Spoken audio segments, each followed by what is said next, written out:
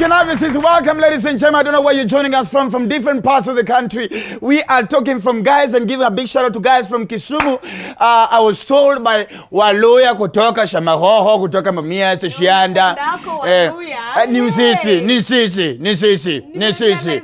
Kwangi comedy ni eti mnaongeanga hivyo ukweli. Chunga sana, Waluya wanakuwatch. Na nakwambia utafika pale Kisumu Kondele watakubali Waluya watakubali picha hapo. So I was told we and of course our condolences once again to the county governor of Kakamega County lost the mother, and so we were there for the funeral. And of course I met a lot of guys. Kumbe wasona wana to watch paka huko. So naambia endeko salimia kale kama msichana kana kwa na nywele kama ya kuku. So yeah. So I mean ndio anapenda kukula kuku sana. So na kukizungu ni chic. So please, thank you so much for the big shout to guys watching from Kisumu. I met some guys in Kapsabet. There's a guy in Kapsabet called John who says he's a very big fan of Dr. Ofweneke tonight. Thank you so much for watching the show as well. A big shout to guys in Mombasa, guys in Nyeri, Meru. You guys are saying you love Dr. Ofweneke tonight, and say a big shout out to DJ Lizni. Who are we in your presence, Kukata? So asanteni sana very much as well.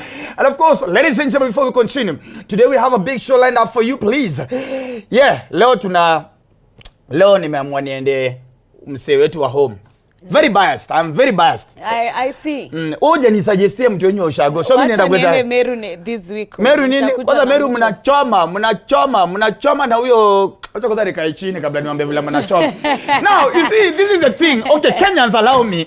You see, there are tribes in Kenya. Let me not really tribalistic. Let me be honest. Let me be transparent. Kuna tribes in Kenya zimejulikana wanaume ni vichwa ngumu. Si ndio? Wanasemanga Wakale ni vichwa ngumu, wanasemanga Waluya, kuna Waluya kiasi vichwa ngumu. Wameru tulijua nyinyi ni vichwa ngumu. Tulijua wanaume wa Meru ni ukweli. Hawaoneshi weakness. But we first gentleman when you were Meru County, what was that? Carrying a handbag everywhere. Sasa shida ni nini? Kama niko busy na sign my check nini? Shida nini kwa? Kwanza unafanya nini ukifuatana hivyo na bibi? You see this, and I want to speak to the county high excellency, the county governor of Meru County. I'm sorry, but ma'am, your husband will be a downfall. Why? Yes, your husband will... Utaki atembe na support system. Support system, msitembee na power bank basi. Kama unataka kitu kukaa mbona msitembee na power bank. You're falling everywhere with Kwani nimeoa power bank. Hapana, check it, do hivi. The count, he's a musician, isn't it? Yes, and he's a pastor. Yeah. Go and lead the flock. Wewe consider na kanisa, what's a wife around gava? Because it's becoming a problem. And we might joke about it, but this lady might actually be the first governor to be impeached. Yeah, I saw the story, yes. And I think now she's reforming, sababu no, leo ameita meeting, nobody has stand up. So imebidi amecancel ile mkutano. There's another clip niliona akiambia watu kuteni mseme sorry. Kuteni mseme sorry.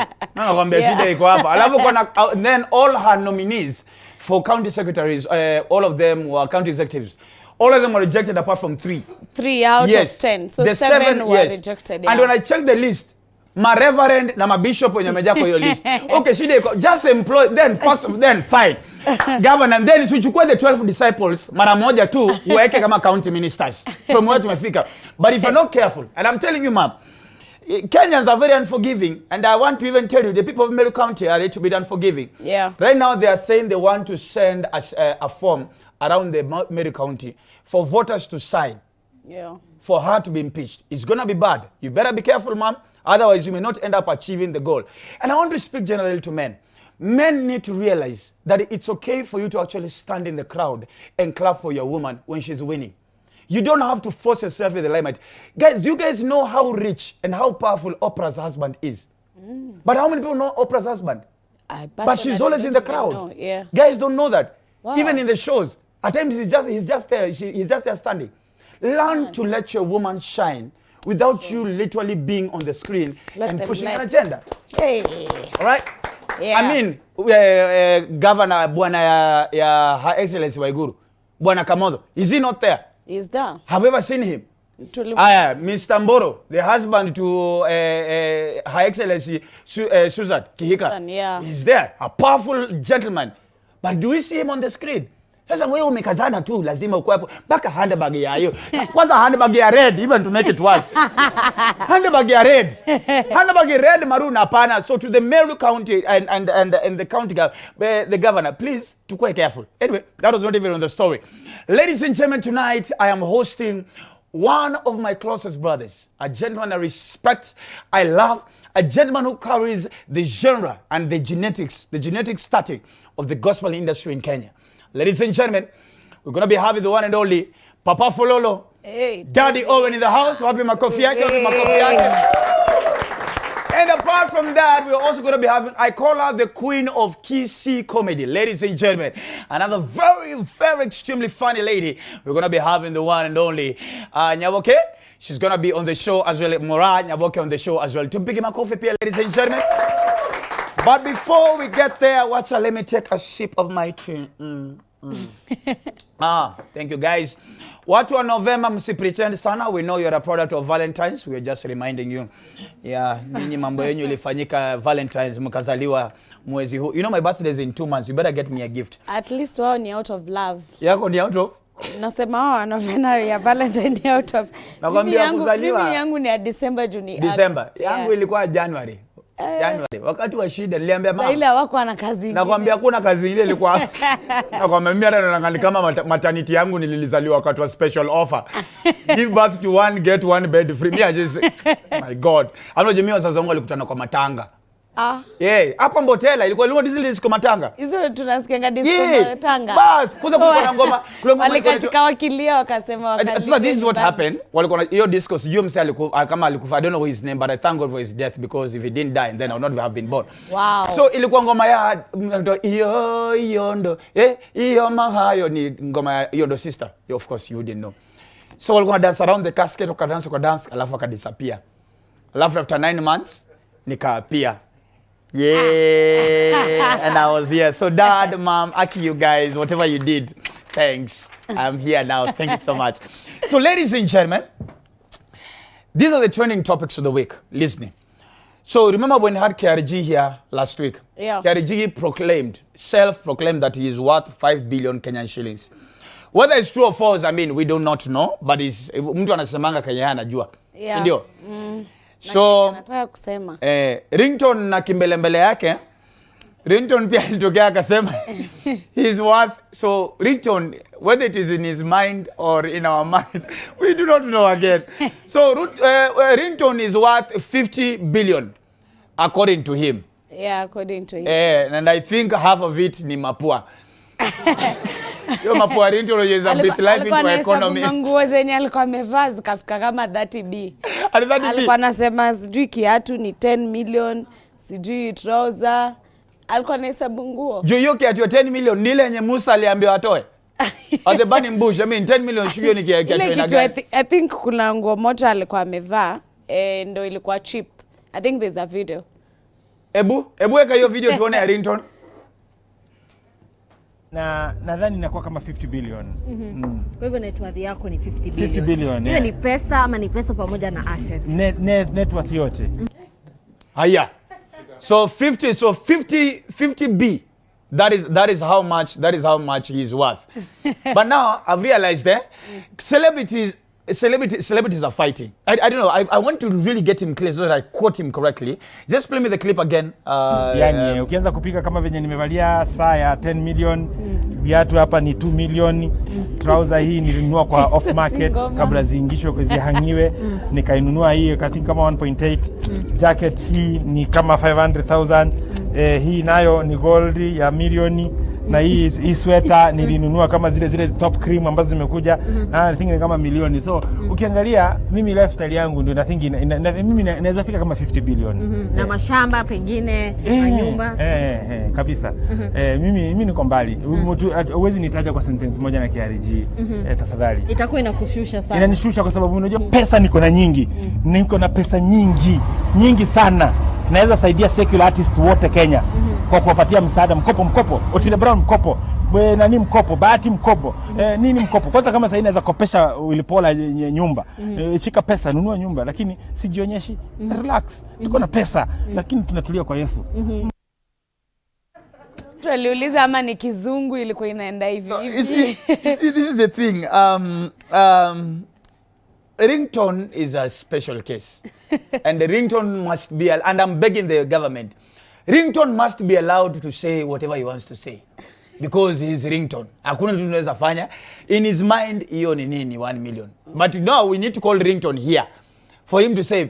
But I've realized of late celebrities are competing how much who is worth more than the other. So after that, Eric Omondi now went on air and said in an interview, Eric said that he can, anaweza bila kufanya job, anaweza support career Calligraph Jones for 5 years. Anaweza lipa family for 5 years. Family, anaweza support. In fact, alisema, I can fit.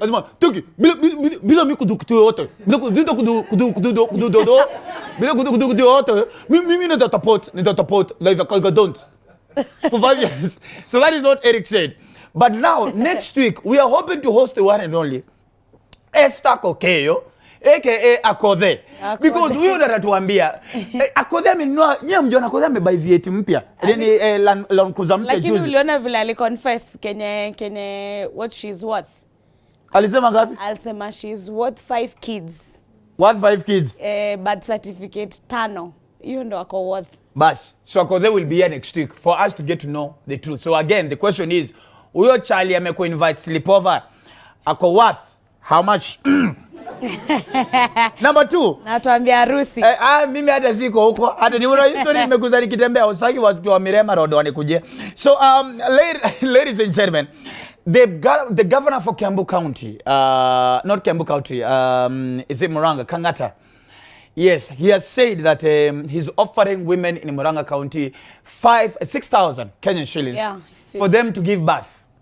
If you get pregnant, sidu tuamie huko. For you to get pregnant. Sidu tuamie huko. Wewe ndio kuamia huko? Per month 666. Hey, imagine. So tuseme so ebu tuweke hiyo story. So this is the governor for Muranga County, and he said so all women in Muranga County, as long as you fall there, once you get pregnant, unaenda unapiga picha, unapiga line nje ya ofisi, unapewa 6,000, unaishia. Right? Sawa. Bakini, I'm warning Governor Fernandez Baraza, FCPA, Kakamega County. I am begging you, sir. Usijaribu Waluya. Ile line natembea Trans Nzoia na kuomba usijaribu. Rusaka Pungoma usijaribu. Do not try this with Luyas. Iki tu jaribu na Kikuyu, jaribu huku Ukambani. Kwa Waluya hata bila kutulipa. Ukisema tu mwe. Ama sema tu chakula. In fact, Luja useme tu kuna feeding program. Waluya watazaa. Sisi hatungoja. Actually wanasema place kwa church za Catholics, place sacrament ina lazima iende sana, inaishanga haraka. Zaidi ya Waluya. Waluya ndio wase wao wanaweza rudia kwa line mara ya pili. Kujua sacrament unapita mara ya kwanza unafanya hivi. Hapana, hiki ni tamu bana, unarudia mara ya pili. So, Muranga people, Muranga residents, ladies, you guys can have as much fun. But you see, life is different. Life has no balance. There's no balance. Because as Kangata is telling Muranga residents that, Busia, there's actually a shortage of condoms. So, mashida ni tofauti. Mashida ni nini? So wakati wa Kikuyu wanasema sisi lazima tulipwe ndo tuzaane. Lazima tulipwe ndo tuende nyumbani mapema tuzime sitima kwende. Waluya Busia, sasa tunaambia governor, tafadhali tumeenda kwa majoza maklabu hakuna kitu yoyote. Sasa hatuwezi fanya kitu yoyote kwa sababu hakuna nini production. So problems are different. We're waiting to see Mombasa. Mombasa watatuambia jua kama ni mingi ipunguze. We don't know what is going to happen. Final story. Tanzania is now 61 million population. Mingi? Yeah, and of course, I think quarter of your population ni watoto wa Diamond. So, you know Diamond is kama watoto wake pia wako huku Kenya. And by the way, actually, East Africa community, I think this is what I was saying, because of course, East Africa community is shikane. So that now we share a common trading whatever's, we share the same currency. So Kenya, Uganda, Tanzania, Rwanda is going now one currency, kila kitu ni the same, hakuna borders, passport ni the same, hizo vitu zote. And I was thinking it's unfair for us to start thinking, oh, whether ni Suluhu will become the president of East Africa, is it Ruto, is it Yoweri Kaguta Museveni? I just think we should decide once and for all. The only person who has proved he can become the president of East Africa is Diamond. Ukweli usemwe. Diamond akona watoto kila inchi ya East Africa. Ni South Sudan tu ndo hajakuwa na courage. Lakini pia ni juu ni mfupi alafu unajua madem ni watol. So we can also understand. So yes, so this is what so this is the method that Tanzania used to actually announce their census results of how much the population is. Just give me the video. Patio video. 741,120 makofi mengi wa Tanzania. Mungu bendera wa Tanzania. Mheshimiwa Rais, hii ni heshima yako. So walizunguka kila mahali na hiyo flag. So hiyo helicopter ilizunguka Tanzania mzima. Hawangeandika news. Suluhu anataka kufanya vitu different kuliko Magufuli. Okay. So and I would imagine if maybe anyway, it's okay. Tanzania is a special country. Tanzania is the only country that wasoma kizungu kwa Kiswahili, so we can understand them. that is Tanzania for. So that's how they chose to announce the results. But first thing that before I invite the guest, I think it's all important for us, of course, to just send our condolences, of course, to the Adeleke's family in general in Nigeria. The family of David after they lost their child, of course, David and Choma lost their child yesterday. The child drowned. And I'm told, I got some little bit of information from Nigeria, from some of my comedian counterparts in Nigeria. And they told me it was so bad when Diamond found out the news. It was so bad, alituanguka karibu akimbia around Uchi.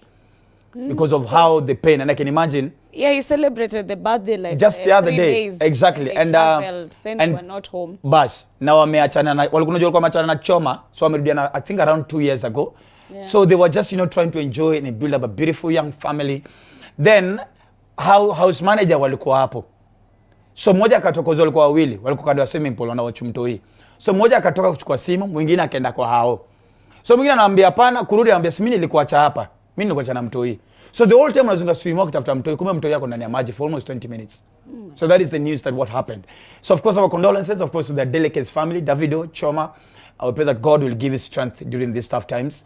Yeah. And of course it's never Alikiba amesema kitu very important, very deep. Akitoa condolences, Alikiba amesema the heaviest coffins are the small ones. So our condolences, and of course all the way to Amigos also as well. I told any Offset take off. So it's unfortunate Takeoff took off yesterday, and it's shooting. So ili happen. Kenya na hope to safe hiyo level ya kupigana mabunduki. What today? Take off. I mean, all pun and intended. So apologies, condolences also to the Migos and the CV family as well. Cardi B, Quavo and Offset. Is it Quavo? Quavo. Hii ni kimbelembele tu yangu. I'm not of this generation, so I don't know these things very well. Mimi niambie juu ya kina Nameless, hao ndo wase mimi najua. Basa kumbe wase wanasema wa feel anything ni wase wa reggae. So kadi hip hop wana celebrate, wajua wase wa reggae wanasemaje? Wase wa reggae wanasema anyway, bahati yetu wase wa reggae because artists wetu walishakufa wote. Na bado muziki. So akina Burning Spear. So wanasema anyway, si tushamaliza kumon because all of our reggae legends that, but of course on a serious note, our condolences to those two families. Ladies and gentlemen, without further ado, please getting straight to the interviews of the show. Welcome. I don't know where you're watching from. Remember, it is a hashtag Dr. Ofweneke tonight. My name is the Eagle himself, the Duke of Kakamega. Dr. Ofweneke is my name, alongside not your ordinary DJ. The one and only. Make some noise for DJ Listening. Yes. My good people, my goodness, with almost 20 years in the gospel industry of Kenya, doing hit after hit, award after award, and of course, running an amazing project right now, coming through for the physically disabled in the community, and he's been doing tremendous job.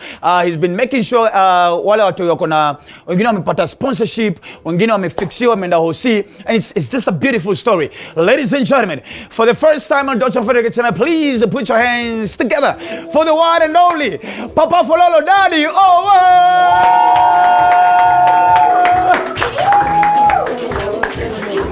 Oman, karibu sana. Asante. Uko sawa? Kabisa. Kiti ndio hiyo. Kiti ndio hiyo. Salimia Moraa hapo. Asi feel my emotions. Hai. Poa. Karibu. Kupende kale. Karibu wapi makofi Daddy Owen tafadhali ladies and gentlemen. Kuna chai kweli? Ilikuwa ya Lizni. Ilikuwa Lizni. Naona iko na lipstick. Basi sasa unajua shida ni wewe ukunywa pia lipstick is stick. Alafu bro, lakini sasa shida uko single. Bro unateseka? Niko single bro. Unateseka sana nero. Niko sawa, steseki niko sawa. Bro, wewe ni Mluya, kuna baridi uko single. Bro unateseka. Ukiinsist.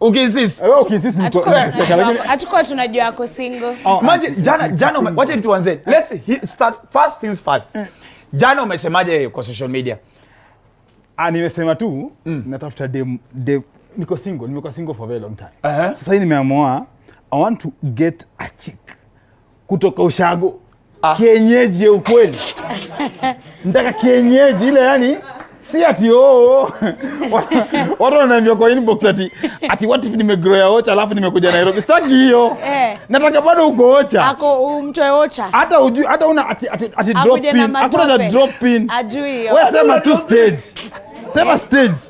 Pale unatoka nitakuja. Kuna ati ukisha drop pin ndio wewe ni mjanja. Sasa drop pin mimi nataka uniambie Ocha kwenye ni wapi? Kama ni pale Chuka nikuje paka pale Chuka kwenyewe.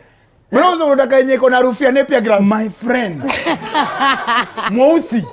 Sasa leo kuna mmoja amekuwa mahali ya kidance. Watu wakasema, Daddy Owen, huyu amekutosha, chukua huyo. Nikamwambia, bana, huyu anajua filter. Kama anajua filter, sitaki.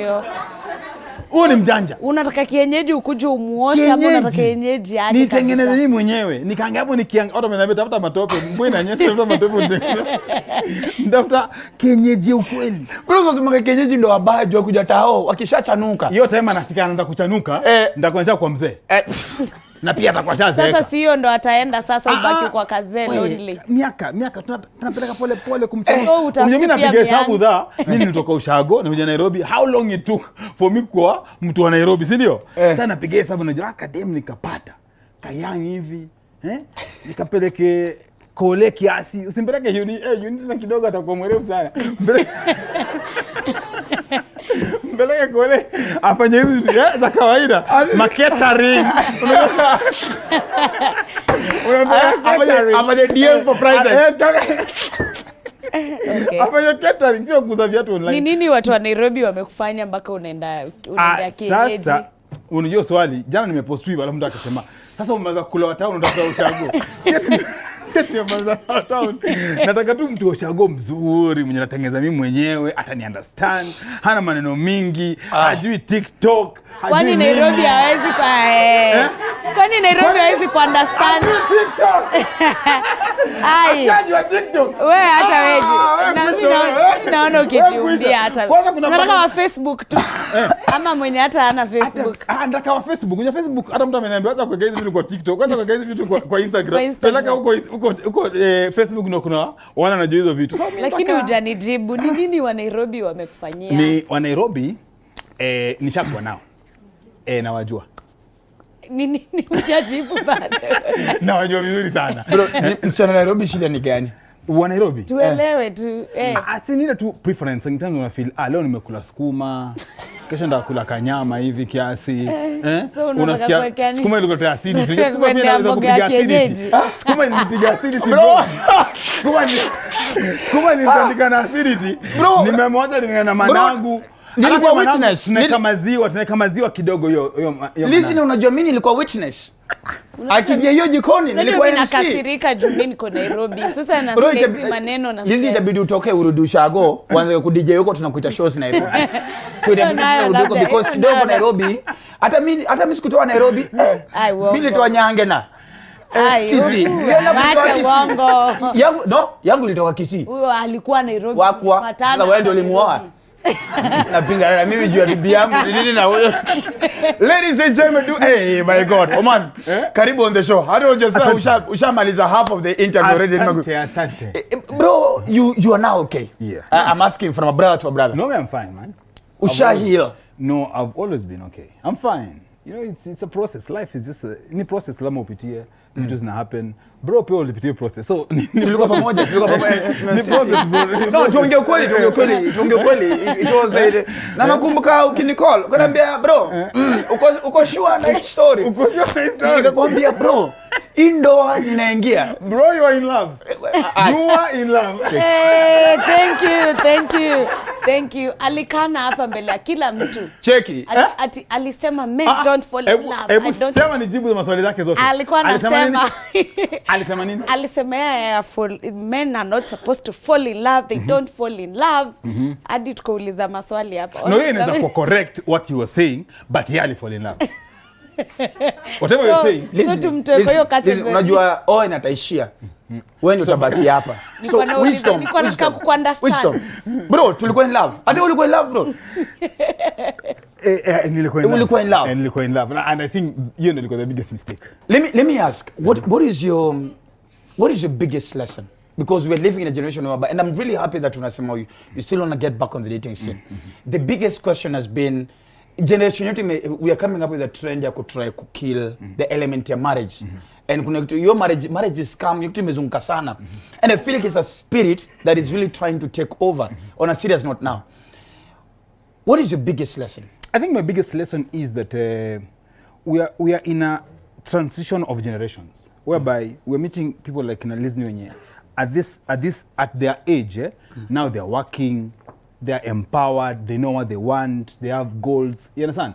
But if you remember very well, when you're still a young boy, your future will gonna believe you'll find someone who is like your mother. You understand? And most of our mothers, their generation is very different. You can't say at walikuwa wajinga or something, it's just different. So we're coming from a generation whereby their mothers went to Beijing. You remember Beijing? Yeah. The empowerment of women. Their mothers went to Beijing.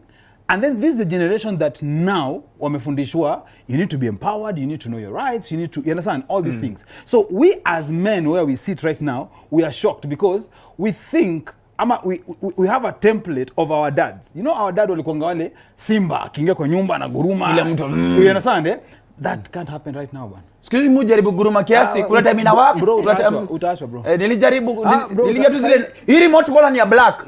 Na kwa nilijibiwa. Bembeleza, sasa ni bembeleza bro. Sasa hii mko slowly tuko. Watakuuliza what are you bringing on the table? Ladies and gentlemen, this is Dr. Ofweneke tonight, hosting the one and only the legendary Daddy Owen on the show. Yeah? We'll be back after a short break. Na kama pia unajua ni kienyeji safi na una watch, please Dr. Ofweneke tonight. Apply. Yeah, apply sasa hivi application tunasomaliza application sasa hivi kwa show after break. Haki ya Mungu. Wewe maliza first year. See you after a short break, ladies and gentlemen. Dr. Ofweneke tonight. Wapi makofi?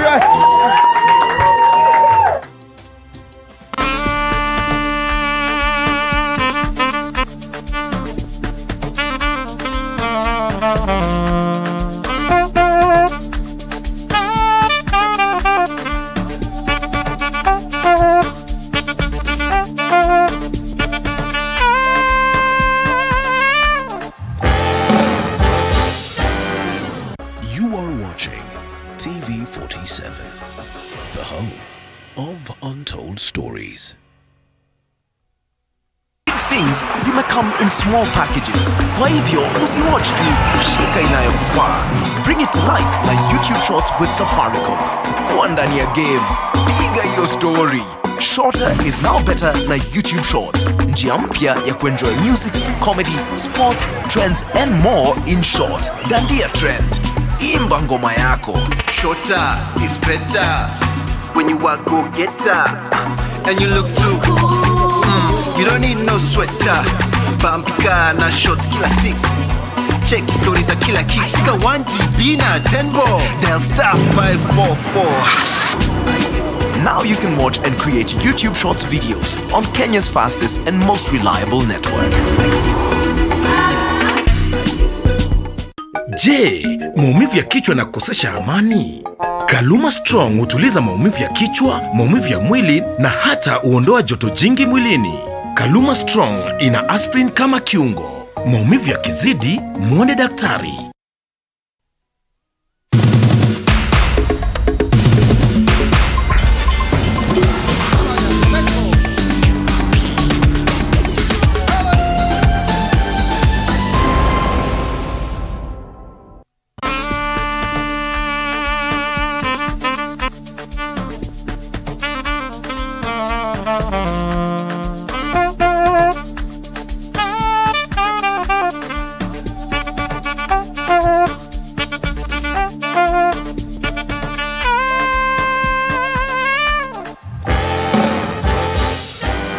Wapi? Mwate nani mimi ni mwite nani? Mimi niko nilivyo. Sioni mwana nyinyi mwanike. Sioni mwana nyinyi mwanidharau. Sioni mwana nyinyi. Aya twende basi one. Twende kazi wewe. Mbona.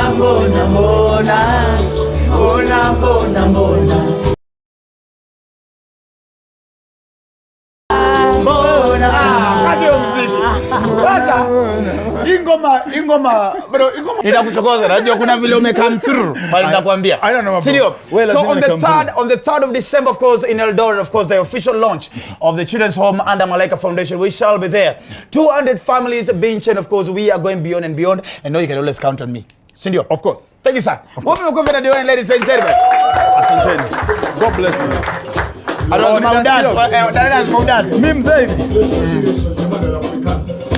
Papa follow. Very kera. Ona bebea talako. Hayo leo kuna moto, kuna waka, kuna moto. Tunakata mpaka chini, tunadanse. Tunazivuta mikono, tunaburuka kandege,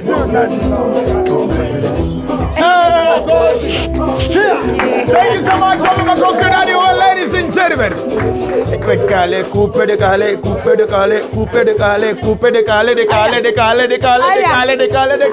Ale Tobina.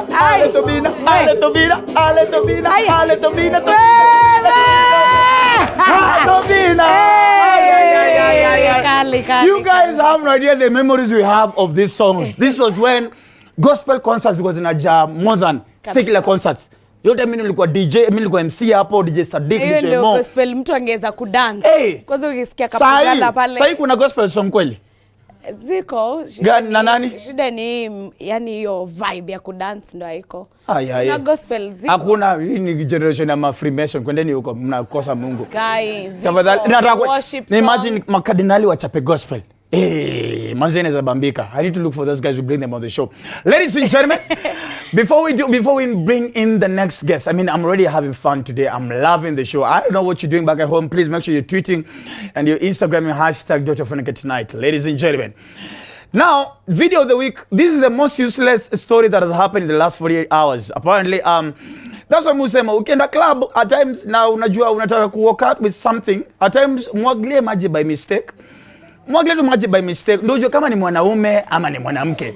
At times pia mkeni mudance, ndio unajua kama ni mwanaume ana dance na utajua tu kuna vile siku hizi utadungwa tu ujue ni kama ni mwanaume.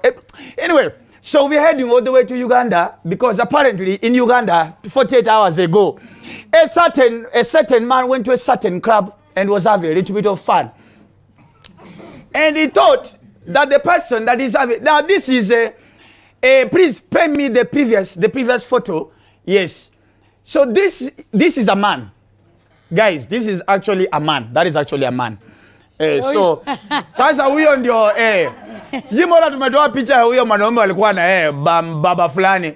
So this is a story. So get me back on air fast and explain this story before to the picture. So umzae alichukua kakitu. Una get? Ni mbaba by the picture. So I don't know why we didn't get the picture. Kuna picha baka akiwa na umzae kwa club UG. Wamechill mpaka wamepiga wamepose mpaka wamemchapa nini hapa smooch. Hapo baadaye wanaona wakidance. Hapo sina balu baby. Na mimi na wewe tu acha balu wamedance nini. So katolena kwa room alas and behold umzae anasikia hapana. Kuna vile hizi lips ni ngu. Hii lips unajua unaweza kiss usikieni una kiss mbuzi. Zaidi ya hizi lips. Hizi lips nika una kiss drought ya Kenya. Yaani hiyo ground imekauka. Are you trying to tell us to kiss men even ndo tunasikia? No, it depends because mimi unajua zangu ni soft. So umzae kuingia kwa room. I was just like banange. Oh, wrong. I thought you were girl. So you're actually having the same features as me, I am reporting you to the nearest police station. How now mpaka wapi? Police. Akambia, hey, Mr. Policeman, check the belongings if they look the same as mine. So that's when now akamtoa nguo. Actually, hebu sarudishe hiyo photo ameoneshwa akona sasa nini? Sasa hapa. So now viewers discretion, hatunge play the video because the video actually shows how they actually undressed him nude from top to bottom, and they came to realize actually it was a funny one. Sasa alikuwa amefinyilia mkia. Alikuwa amefinyilia hiyo mkia akai because baka police guys, look for that video. The video you can hear the policeman saying, remove it. We also want to see and prove that you are in it. So I do not want to remove it. Please, you are under arrest. Remove that thing, we want to see it. So he removed his kachabari, and it was unfortunately that what we hear about Ugandan men was not really displayed. So Kenyan men still remain at the top of the grid East Africa wise. So Kenyan ladies, anything you've heard about Ugandan men from that video, it does not prove anything. We actually worried that Ugandan men might be an African version of a Chinese man. Anyway, so ladies and gentlemen, hey. I swear I can see me should not see this video, Salvador. They'll come for me. I can't any Ladies and gentlemen, without talking too much, please allow me to invite on the show one of the funniest ladies that I know. I'm saying this because I have a very weird sense of humor. Listening, I rarely laugh. So when somebody makes me laugh, then you must be truly extremely funny. And this lady just kills me. But of course, for me, this is the queen of kissy comedy. Ladies and gentlemen, please on the show. Put your hands together for the one and only Nyaboke!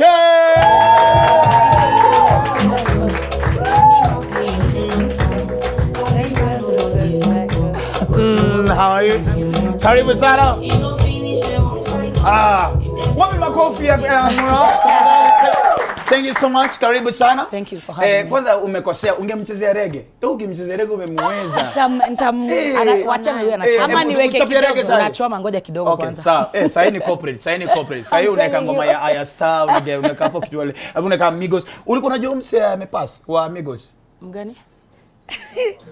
Sisi mwambie generation yetu seriously. Amwezi expect mimi na Moraa tujue hawa sepo. Huyo mse wa Offset. Who is that? Take off. Kuna mse wa take off. Huo ndio mgani? Matutu. Alishutiwa.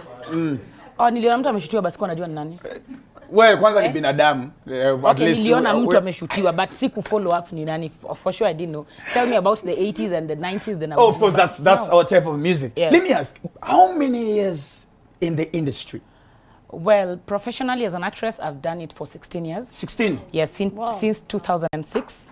Wow, what is my coffee? Come on. 16 years, beautiful. Yes, as an actress since 2006 when I was 21 years, so you can calculate my age. 21? Without asking much. 21 plus. No, this is the 17th year, I believe, because I'm 38 right now. Yes, I am. Vile wasichana tusemagi age. No, I say my age. I say it because I'm proud of my age. I have nothing to hide. Moraa, you're 38. Hii chama tunapigananga na wewe tukicheka. Ujue mimi ni mama sawa? Yaani wewe ni freedom fighter. Mimi ni mauma fulani hapo. Wewe chinkororo.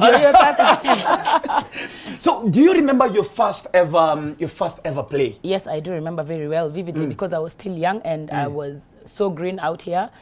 I had gotten married at a very tender age of immediately after high school, and then at 21 I already had a child who was 1 year. So at 20, yes, so at 21 is when I approached one of the biggest names in this industry. He was my client.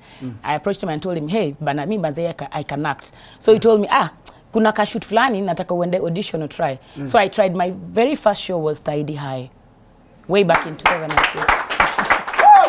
Do you remember your first line? Well, at first, nilikuwa nasikia nimedhulumiwa, nimepewa hujuma because I went there as an extra. That's why I always tell people, don't ever feel like you're nobody until you're somebody. I went there as an extra for a very long while. The very first season I was an extra. Wale wa class were, kupiga makofi kufanya nini? I was But just hakuna there. Line utoe wapi? Na wewe si stereo. So line tunacheoje Omosh, Miss Morgan, Ndio, Mr. Tembo. hao ndo wanaachiwa. Bahati mzuri ama bahati mbaya, bahati mzuri kwangu, kuna mtu akagonjeka one of the stereos. Sasa ikakuwa kuna line lazima irushwe, nikasema I can do it. So from that moment when I said the line, the producer said, let this kagal never miss on my script. And just from there, I continued growing and growing and growing, and I've done quite a number of shows, a lot of them. Which is that one production that you jiambia manze hapa I gave it my all. Like ile unakangalia kuna zile time manze unataka tu kuji-appreciate. Unaiweka on TV unasema now this one I did my best. Well, first of all, Ofweneke, on all the productions that I go to, I give my best. So on all the productions, I've given my best. But and another thing, I never watch myself. Why? I don't know. I thought I was the only one. I never watch myself. What's kizangi mix zako? Mix ndasikia lakini siwezi watch nikiongea. Oh, I've never watched any of my shows. None. Because I know I do my best. I give my 101%. Is it because unautajijaji ama? Sana. Unaanza kujijua makosa. Nasema sasa wewe ulifanya nini hapa? Manze hakuna kitu ulidu hapa. Manze wewe, you know. Then I start beating myself up and I gave out my best. So I would rather not. I would rather not watch. Yeah. Yes. Let me ask. So how were you able to? Because I mean, you joined at that age. Yes. You just newly married, and then you a new mom as well, a 1 year old. How were you able now to just juggle in between now being a new wife, you're still very young, being a new mom, then there's this new passion that is coming? Well, it was a bit tough. The very first time I was being supported by my then spouse, very, very much. But after a while, you know, the insecurities come and then your brain starts growing. Now that you start having a bit of like tidy high on Tuesdays. Hata hiyo tidy high. Sasa utaanza kwamba ulilala na producer kuchela kidogo, sijui umelala na producer, sijui mara kwa you know, things like that, like the insecurities start coming, and then you come to, when you continue growing, you realize like you need your wings to be let loose. Just give me space give to me fly. Space because I need to fly, because you see, when you're trying to fly and someone is holding on to your wings, you know, you can't do that. So I decided, you know what, let me just do me. So ukamka siku moja ukatoka? Okay, kulikuwa na changamoto mob, si kutoka ati kwa sababu ya usanii. Kulikuwa na vitu mob zenye sitaki kuongea. Sitaki kumchomea. Ladies and gentlemen, the one and only Nyaboke, of course, of the show, Dr. Ofweneke tonight. Before we go on a break, it was all in public knowledge. Nini unajikuna kichwa? Relax, I got you. Si mimi ni BFF. Stay rusha vibaya. Sayuko poa, si ndio? I am okay. Because there were a lot of things that were being said on social media about, of course, and God rest his soul in peace. Amen. You are the father to your children. Yes. Did guys understand how much you value this gentleman? No. People can never understand because they don't know your shoes. So someone cannot fit into your shoes. So you let people judge, you let people talk, you let people say what they want to say. But deep down, if they know, they would just shut their beaks up. I'm not saying it in a bad way, because it's not something easy. I would tell you for free, even up to now, I've not healed. I'm still on the process of healing. So when people come and judge you and talk about you, you know, you just let it go. Because if you start getting into what people are talking about, you will definitely go down that bad road that you don't want to go to. But now at least you're okay. Yeah, I'm good. Because I remember that we had a conversation where when we were met up and hanging out. Yes. And you sounded very strong, and I remember I told you. But I cried with you. I know you cried. I didn't want to say that part. I was waiting for you to say it. Ladies and gentlemen, Dr. Ofweneke tonight. We'll be back after a short break. This is. Anastahili kusema sasa. Oh my God. Wacha nikajagie. See you after a short break. This is Dr. Ofweneke tonight. Wapi makofi kiasi over there.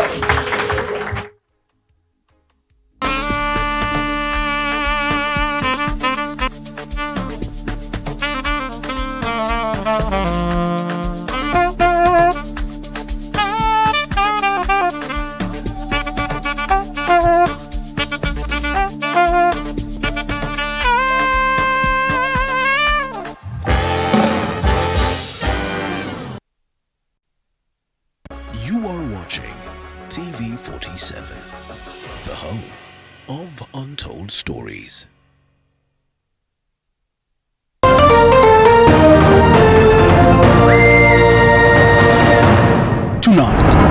President William Ruto settles on a list of 51 principal secretaries to serve in the public service, narrowing down from over 500 individuals who were interviewed for the slots.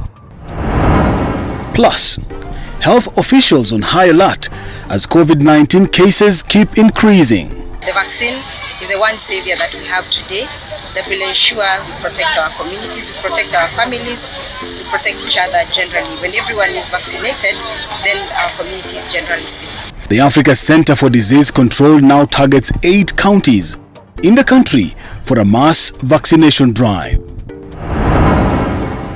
Also tonight, Kenya joins other countries in the region in the deployment of troops to Eastern Democratic Republic of Congo in a joint regional operation against a rebel offensive. In pursuit of peace and the activation of the East African Community regional force to forestall conflict is therefore legitimate, urgent, and necessary.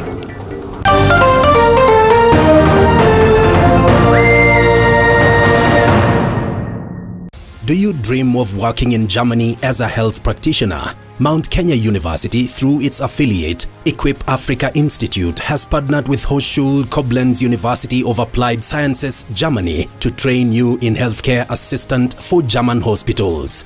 The training, which targets those who have cleared KCSE and have proficiency in German, will be conducted in 2 semesters, with successful candidates being guaranteed apprenticeship and job opportunities in partner German hospitals. January intake is in progress.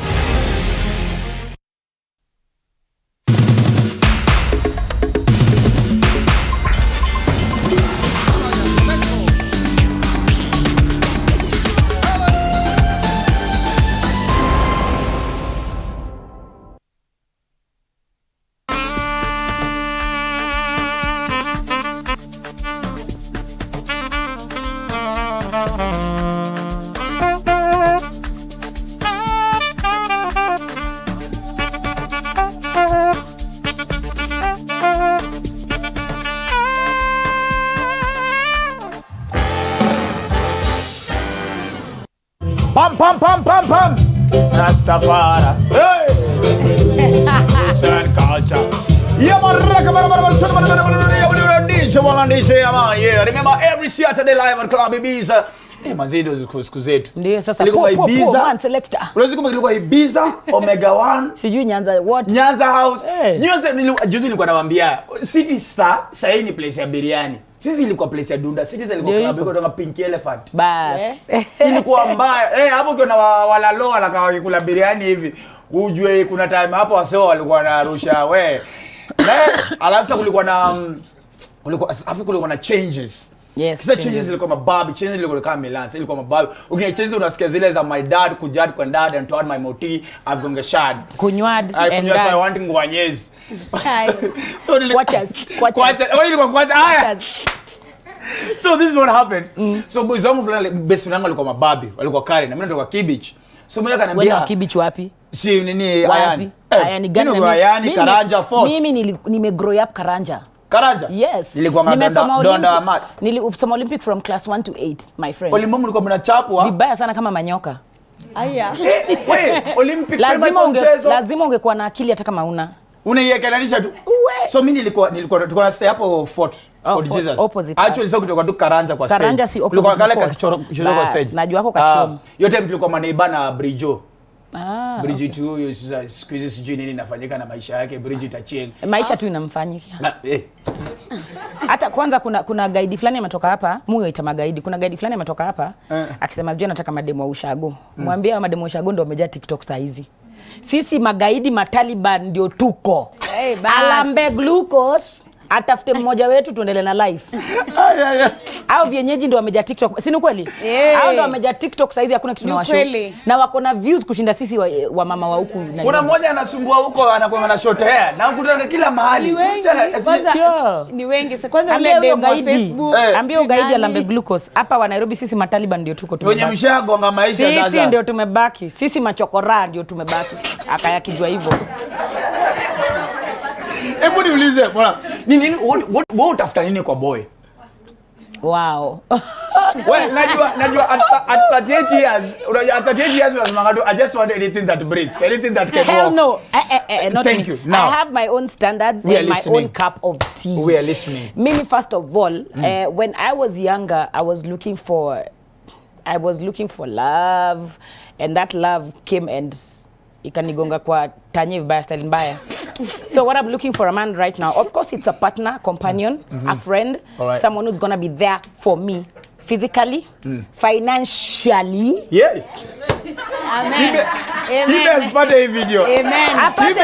Kibe asipate hii video. Lazima mwanaume awajibike. Biblia inasema man must toil. So if you see me looking very good, it's either there's a man taking care of me or I'm taking care of myself. So if I am taking care of myself like this, if you're coming to my life, you better make it better from 5 to 10. If you can't make it any better, please stay on your lane. Kana mama yako ni kana mama yangu. Wamama hamna bahati. Mtana wenyu warudie nyumbani sasa. We umepatia Liz ni nguvu. Unapea Liz ni nguvu kwa hisho. Hapana, wacha nikwambie, hakuna haja. Watu wengine wanasema wanawake ni gold diggers and all that. You dig what you can afford. Stay on your lane. Kama wewe ni wa mchanga, dig mchanga. Kama wewe ni wa kokoto, dig kokoto. Na ukiona mwanaume anakuita gold digger, huyo hana kakiru. Hana kakiru. So I mean, if you can't make my life any better as a man, if my father made my life the best, like he cushioned me, who are you to come and give me problems? But what happened to believing in the dream? You're standing by me. I did, because let me tell you, I am 38 years old. I stood by someone's dream, some people's dreams, not even one man or two men. I stood by their dreams. Lakini unafika semi finals. Wakanionyesha vumbi, unapata mwingine anapata anaanza kuona huyu msichana si mweupe vile nilikuwa nataka. Huyu ni kama ni black. So saa hizi tafadhali, if you can't pamper me and spoil me, stay with your mother, I stay with mine, I spoil myself. Because I can make it. If you can make it, I'm also making it.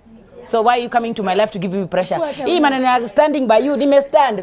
Saa hii please hata we stand by me. Ofweneke, look the way hata una maswali. I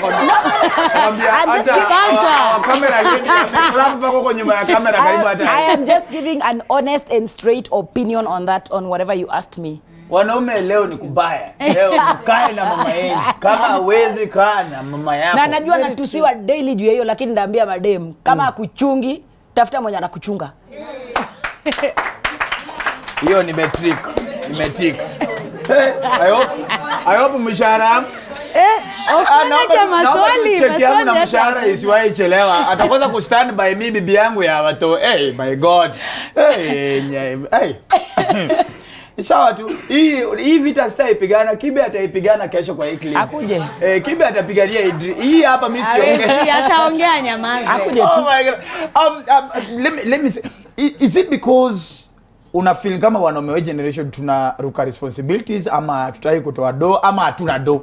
Mostly, let me tell you what is happening right now, and I'm trying to teach my boys. I have 3 boys, yeah? 3? Yes, and 1 girl. My girl is actually in campus right now. She's in DStv she's in her first year doing computer science. Ndio mjue brain zangu pia zilali. High five mama. Yeah.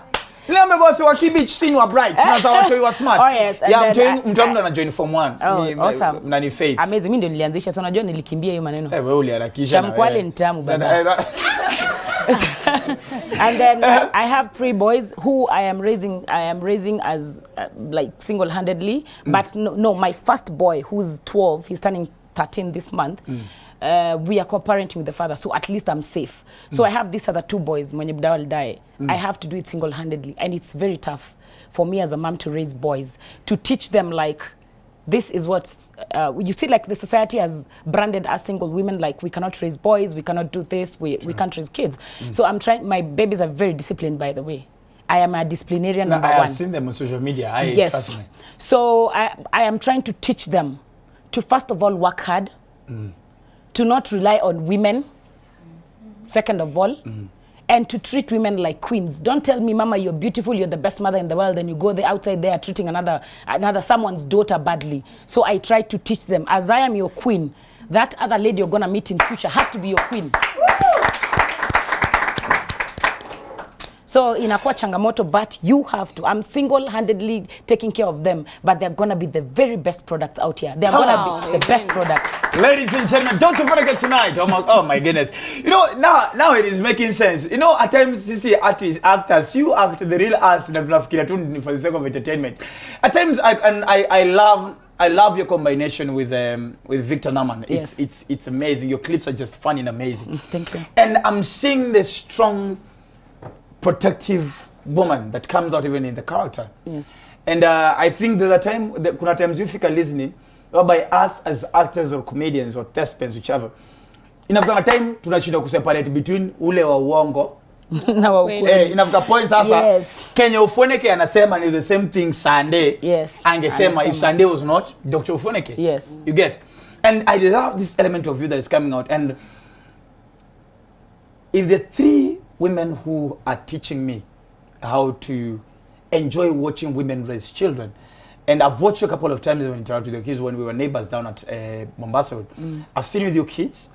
I've seen my wife with my daughter, and I've seen my ex-wife Nika with my daughters, and the 3 of you just marvel me how motherhood is such a beautiful thing, and how you speak so much passion about it. It is beautiful. And the best thing you've spoken to me about today is what you want to bring out of your boys. Because what we have is we are raising boys who don't know how, because this is what I normally say, we've taught the girl child how to say no, but we've not taught the boy child how to accept a no.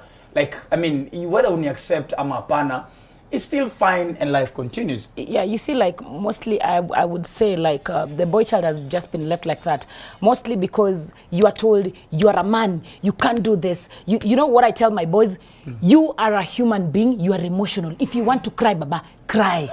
Wewe ni human being. Wachana hiyo ujinga ati sijui wewe ni mwanaume usilie. That is why men are doing funny things here out there, because they are not being accepted where they are. They are not being accepted. So I teach them to be human beings. Wachana hii kukuwa mwanaume, atakuwa tu mwanaume. Lakini first of all, wewe ni mtu ulizaliwa pia na mwanamke. Vile tu huyo mdema alizaliwa na mwanamke, hata wewe ni chalu ulizaliwa na mwanamke. Wewe lia baba. Lia tu, wewe onesha emotions zako baba. So hakuna vile and then, sorry, I speak a lot. No, it's okay. And then there's this aspect of, we can say that, like, oh, she's single, or there's another one who's married, and the father is never there. Our men nowadays, kazi yenu ni kupiga setting kwa maba. Monday to Monday. Alafu mupige setting na sijui side, siku hizi mnaona ni kukuwa na demu mwingine, unajua, like, nini hapo nini, mtoto ako na homework anafaa kufanya, mtoto anafaa kubond na baba yake. Wewe umebond na watoto wako lini? Because Saturday una hang out na boys, Sunday you're nursing your hangover, Monday you're still at work. That kid needs that fatherly love. True. You're there physically, just physically, but mentally, emotionally, you're not there for your children. So parents, we should be there for our kids, especially fathers. Hizi mafadha figure, wengine nasema they don't have a father figure. Kwa sababu amuko hapo for your kids. Check ujobi mi watu hii once a week kwa madhao huko down. Sasa check unafeel. No, but I make sure ni kama na feel kama unaniguza kwa ndani ya. Wacha nikuguze. Ukweli nauma. No, but I love how you put it. And of course it's a challenge every single day, because and again, I'm not defending men, but the society has also put so much pressure on the men as well. Even as women. Make sure no, listen. What you guys understand is, first of all, women were never supposed to work. Let's start from there. Oh, yes. Spiritually, you guys were not supposed to work. Exactly. You're supposed to sit at home. Yeah, at home. Yes, that one I agree. So the society has also put that pressure on us on making sure we provide. Yes. And in a society whereby, first of all, the economy is suffering, checks are delaying, salaries are delaying. Today you have job, tomorrow there's inflation. Lazima rudi home na 3 sources of income. Yes. Right? So I just think the question is, are fathers and mothers having conversations about the struggle of being a father, mother, present, and also trying to make sure we earn a living as well? We are not having that conversation because we are not marrying our friends. Nowadays, we just marry for the sake of it and we just stay there for the sake of the kids. We must marry our friends. And besides, even as women, we have those challenges because, like me, I'm single. There's a time of when I could not even stay in Nairobi for 1 week. I used to travel all the time. My boys were like, must you work all the time? I tell them, you need this bloody, do you watch this thing? Sasa umeelewa kwa mwanaume. Ndio hiyo sasa. Ndio hiyo sasa umetuelewa sasa. Ndio pia mimi nakwambia hata sisi wanawake, we single mothers, we also go now for single, especially for our career. When you're called to Meru, tomorrow you're called to Kisii, the other day you're called to Mombasa, uko job too. So there's that guilt I always feel myself. So that is why when I'm not working, I spend all the time that I have Twende kazi. Makofi ya Moraa, ladies and gentlemen. This is one of the best interviews I think I've done. Hii ya show ya leo mimi kama wewe uko home na unaenjoy show Owen na Moraa, wewe sasa shida yako ni spiritual. Look for the nearest church, enda ulale kwa nguo ya pastor. Ladies and gentlemen, so we have a game before we close the game, So sijui kama tunaekewa tune. So hizo words ziko hapo. Hizo ni, so you must think of a song enye kuna hiyo word. Haya, so word yako kwanza ni gani? Tabi tu ujikaze. Love. Tabi tu niimbe juu ya love. Kwanza una bahati. Ngoma mob sana ziko na word love. Ngoma mob sana ziko na Moraa. I love you. Please say you love me too. There you go. Yeah. Mbona imesound ni kama ni theme song ya movie inaanza. Imesound kama Home and Away. They will change your life forever. Oh, stop. And I promise you that we'll always be together. Moraa. Unajua niko vulnerable. Shut up. Aya, yangu ni wedding. Today is my wedding day. Today is my wedding day.